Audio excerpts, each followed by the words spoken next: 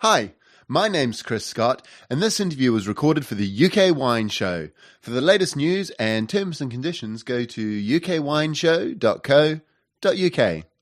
Hi, my name's Chris Scott, and I'm here with Laetitia Terry. How are you, Laetitia? I'm fine. Excellent. We're in Hermitage here, or Hermitage. Hermitage, which is the town at the bottom of the Hermitage Hill. Exactly. Excellent. At the heart of it. Yes. Okay, and you work for Jaboulet, which is one of the top producers here. Yeah, top of the producers in the Northern Rhone. Yep, and you're a sommelier here in their lovely restaurant. Yeah. Yes.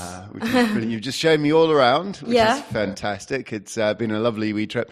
I want to talk a wee bit about Hermitage today. Yes. And before we do that, just a wee bit on Jaboulet. And do you want to just give us a really quick overview of the company and the family? Because it's changed ownership a wee bit recently as well, yeah. Yeah, the Jaboulet family, they have been here for a long, long time. They created the domain in 1834 with Antoine Jaboulet and his two sons, Paul and Henri, and that's the eldest son who gave the name to the domain. So it's why for 6 generations. He has been owned by the Jaboulet family as Paul Jaboulet Aîné, the domain's name. And after many things happening, they sold the domain. And in 2006, beginning of 2006, that's a family based in the Champagne area, the Frey family, who bought the domain. So at the head, you have Caroline Frey. She's the owner and the winemaker as well. So a family bought another domain in 2002. That was Château La Lagune in Bordeaux. So it's a third Grand Cru classé. And Caroline Frey, she started to work there and develop the chateau. And in 2006, she came to the Rhone Valley. And she started to develop again the domain Paul Jaboulet Aîné. So since that, the family developed the domain as buying more vineyards. Mm-hmm. So we extended, passing from 85 hectares to 120 hectares now. But that's in the whole of Rhone Valley, isn't it? Not just in Hermitage. Yeah, it's mainly in the Northern Rhone appellation. Mm-hmm. And 12 hectares in the Southern Rhone with Châteauneuf-du-Pape appellation. Yeah. But for the Hermitage, which is our main appellation for the Jaboulet family, is not our biggest, but it's our most important because of our top Hermitage called La Chapelle, which is well known now everywhere in the world. And for the Hermitage Hill, we do have we own 25 hectares. But Hermitage is such a small... Yeah. How big is Hermitage? So the appellation in total is 130 hectares. Yeah, so 25 hectares is about 20% of it, or just under. Yeah, a little bit under that. So we are one of the biggest producers. Chapoutier is the biggest, then you guys. Yeah, you have Chapoutiers and you have La Cave de Thym, which is the co-op of Hermitage, where several producers having vineyard there, and Jaboulet there. Fantastic. Let's talk a wee bit about Hermitage. We've been up on the hill and had a look around. There's a couple of things that... well, first of all, let's talk about the climate. You mentioned there's a wind that blows through called the Mistral. Yeah, what's that about? The Mistral is a very strong wind that is blowing any time of the year. And when it blow for a week or 10 days. So it's blowing hard. So it's a good thing in a way because we are lucky. All our vineyards here on the Hermitage is very steep slope. So it's very good when it rains a lot. The Mistral will come and dry off everything. So it's very good to avoid some disease and for the good maturity of the grapes. But sometimes when it's blowing strong at some part, like when the vines are just growing and we are not able to attach them on the wood stick, the échalas, sometimes they can do damage as well. So it's sometimes our enemy or our friend. And the other thing about the Mistral fruits, you know when they've got the flowers? Yes. And sometimes if it's blowing hard during fruit set, sometimes the flowers can't set. Yeah. Sometimes, but most of the time it's okay because you have the leaves around who protect it. Yep. At the moment, we are taking off these leaves to help for the last kicking of the sugar and everything. Yeah. So it's why at the moment we are taking off the leaves, but the beginning is all the leaves around will protect quite well the grapes. So in general, that's fine. And I suppose the nice thing about Hermitage and some of the better vineyards in the Northern Rhone is that they're often south-facing, and the Mistral comes from the north. So do you get a bit of protection from the hills? Yeah, as well, because the hill is not just one big hill; it's like a wave of hill. So some of them are quite well protected, others are full exposed to heat. But at the end, is why we plant it in one way or another. Because of that, to make sure that they will be protected. Sometimes it's why I think they keep the trees as well. Oh yeah, there's a few trees. So that can be like a wall to protect the vineyards. Some part where you have trees. So yeah. Breaks the wind out. Yeah. Nice. So. We mentioned that it's on the Hermitage is basically south-facing. There's a bit of southeast slopes, etc. But the best vineyards are south-facing. Are they straight? That is Hermitage, isn't it? It's just hills facing south. Yes, you have always a very good exposure. It can be south, east, southwest. The main one are facing south, so it gives a lot of richness in this hill. So, but because it's on the hill, you have different maturities and different flavors from the one on the bottom of the hill and the one on the top of the hill. So, but obviously the best vineyard will be facing south. Okay. We'll get on to the different grape varieties that are grown now. Just a question. You mentioned hail earlier. Is hail a bit of a problem in Hermitage and Northern Rhone? Every year is different. So it's very local in general when it happens. So we are lucky enough compared to other region because Burgundy is always in trouble because of that. Sometimes Bordeaux as well as last year. Yeah. We have been quite lucky, but this year we had a lot of rain, and 10 days ago we had a little part of hail, but it was very local. So we had some vineyard attacked by it. In general, we have been okay compared to others. We have been okay. But there is some vineyard in Cross Hermitage and on top of the hill of the Hermitage. The one on the plain, not on the hill, but the one on the plain kind of suffer a little bit. You mentioned earlier about the hill having different parts to it, and you said normally when I look at hills as three parts. You've got the top part, which is often cooler because you've got winds coming over. Yeah. You've got the bottom part, which has got the richer soils because all the nice soils have run down the hill and build up at the bottom. Exactly. So you find, and the middle part tends to be the warmest part and with the poorest soils. So often that's the sweet spot in Burgundy, for example. That's where a lot of the sort of Grand Cru vineyards are in that centre. What grapes do you grow in different parts of the hill and why? So the hill of the Hermitage, for the white, is two white grape variety we grow, is Marsanne and Roussanne. So it's mainly Marsanne. It's very generous grapes, not too sensitive to weather condition, giving always very good and generous berries. Yeah. So very good for aging, complexity, aromat.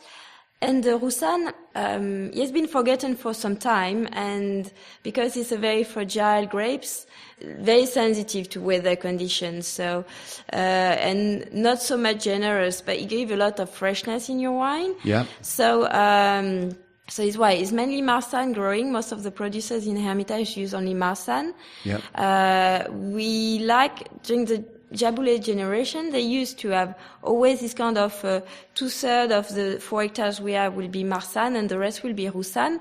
And even when the new family bought it, they kept the same idea, the same blend, because it was working very well. Yeah. And where are growing our Roussanne, it's a very rich soil, so we always very generous vineyards.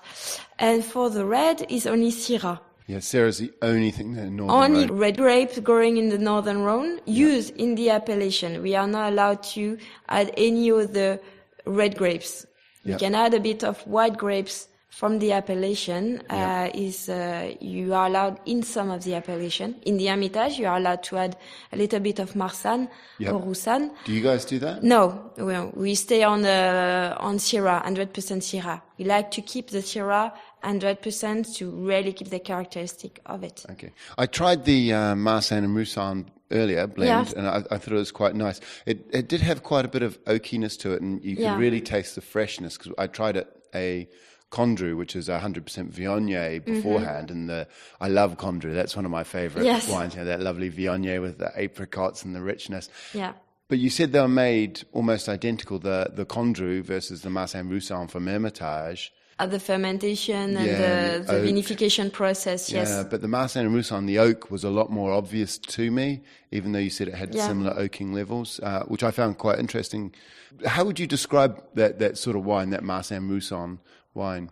The Marsanne is very sensitive to the wood, so you will take it a lot. And the blend Roussanne-Marsanne is made in a way that is taking the wood and it waits to do the harmony between the fruits, the freshness, the acidity, and the smoky flavors. And the first few years, because the Hermitage white is like the red, they are made for aging. They get really interesting with time.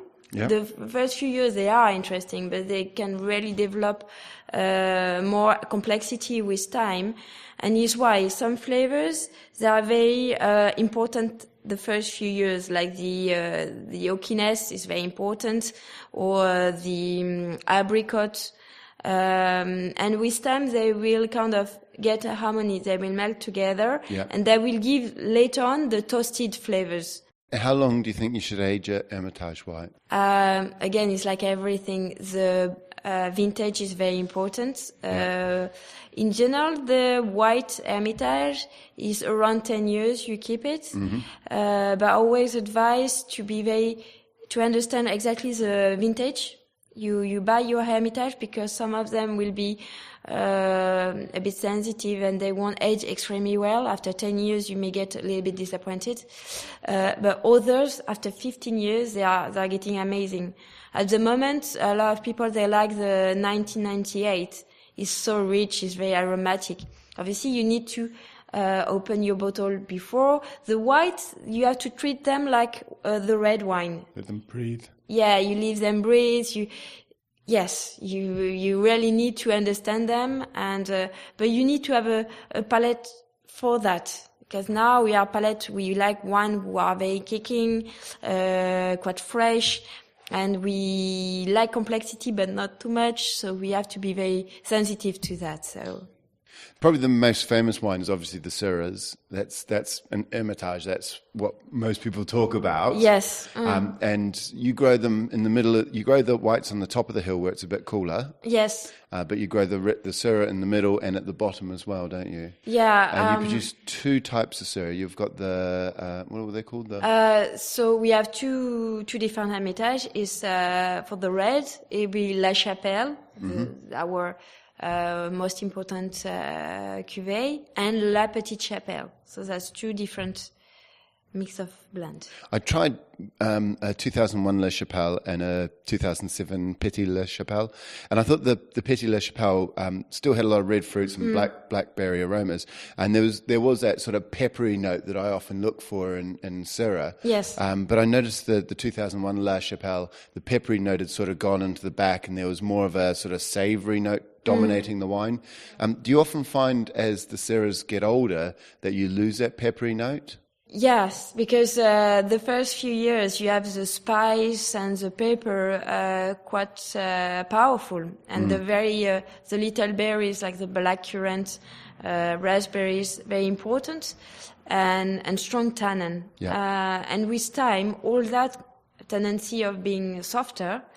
So you change the aromas. You have the first aromas and then second and third aromas. And when they get older, they are a little bit, the tannin are a little bit more softer.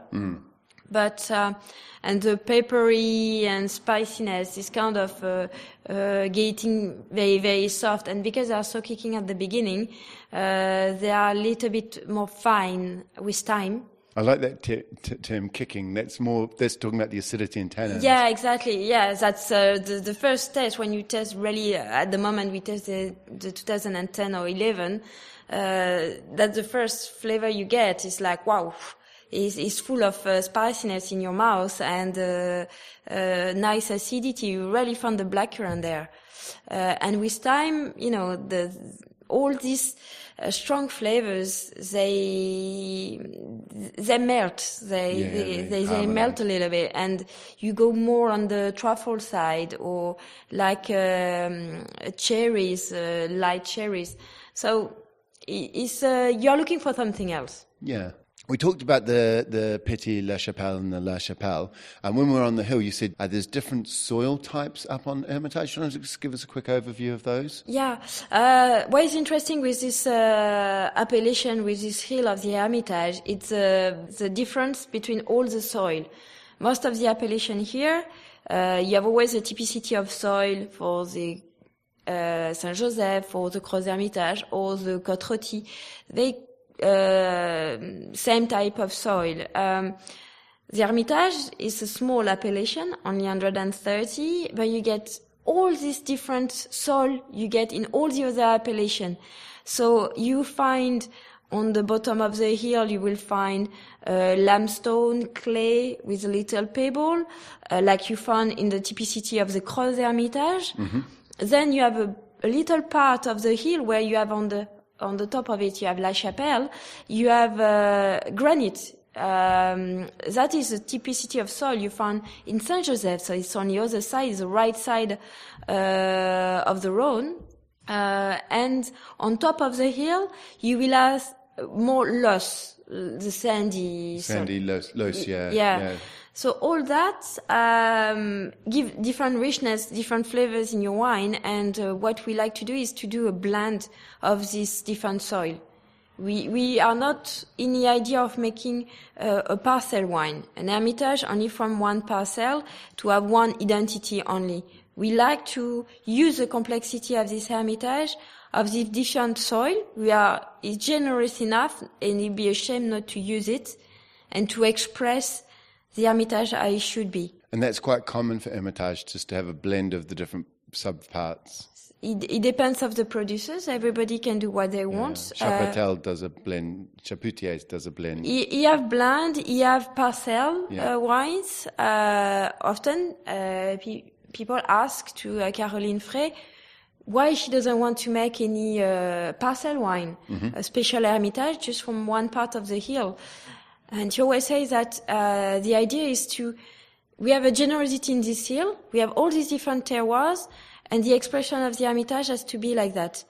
To use the mixity of the different soil, the different sun exposure, the freshness you will get from the top of the hill, that will bring a lot of spiciness in your wine, and the generosity of the fruit you will get from the bottom of the hill. So all that you can rarely get every year, the perfect Hermitage, and is what we are looking for every year.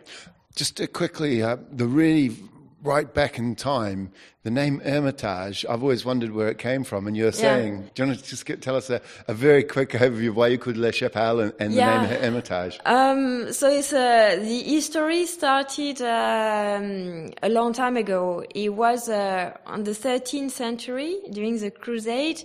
It was a knight called Gaspard de Sterenberg, passed few times here, and one time he stopped and he asked to get a piece of land on top of this hill to build a little house and to live there, start to grow grapes, and a bit religious as well. And he was known as the Hermit. And later on, then when he died, several people came as well, lived again as hermit there, and they gave later the name of Hermitage to the hill. And with time, there were monks working in the vineyard around here, decided to, as a symbol to this knight, Gaspard de Sterenberg, to build a little house, a little chapel there, and so now it's a bit a symbol of this Hermitage.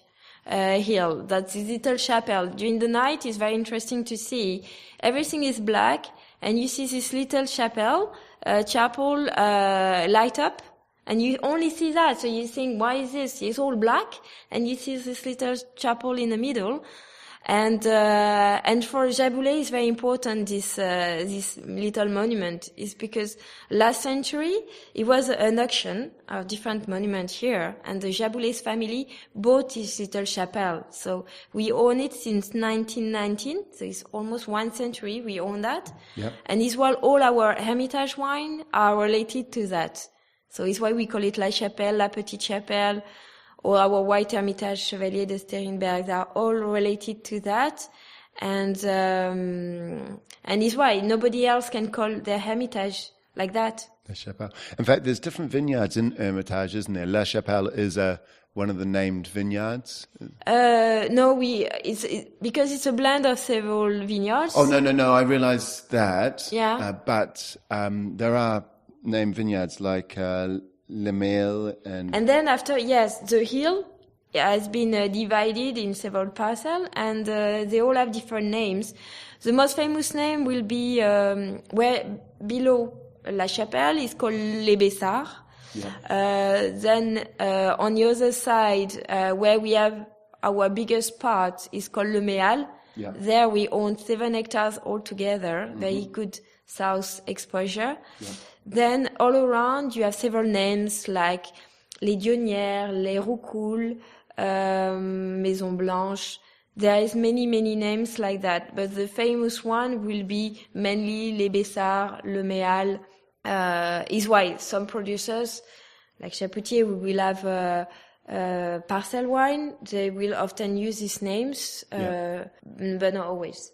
Okay, then. I think we're going to wrap it up there, Laetitia. Yeah, okay, Thank you very good. much for your time. That was brilliant. Yeah, my pleasure. Cheers.